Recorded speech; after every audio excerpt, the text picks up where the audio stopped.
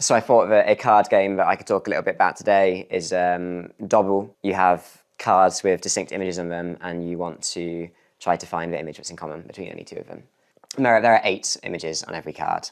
And between any two cards, there's always exactly one image in common, and only ever one. Dobble forms an example of a very interesting mathematical structure called a finite projective plane. If you think of a load of points and lines such that any 2 points determine a line, any 2 lines will always meet at some unique points. And so you can think of Dobble as being an example of a finite projective plane, because if you consider the individual cards to be the points and any image to be a line, then the images that are present on that card correspond to the lines that run through that point in the sense of it being a finite projective plane.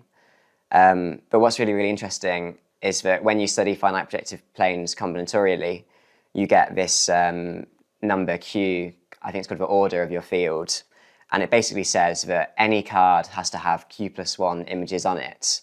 And then there also has to be Q squared plus Q plus 1 cards in total, and Q squared plus Q plus 1 distinct images across all the cards. But what's kind of cool is that when I counted out all the cards that are in my version of Dobble, the Harry Potter version, there's only 55.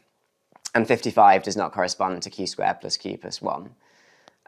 So if there are 8 images on every card, as there are here, then our Q is 7, so there should be 7 squared plus 7 plus 1 is 57 cards in total.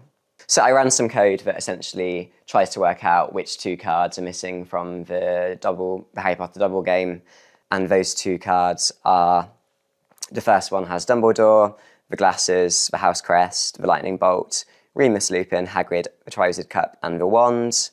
And then the final card has, again, Dumbledore, the dragon, Fang, the dog, the mirror, the quill, the sorting hat, the train, and Voldemort. And with those 2 cards added, we've completed Dobble.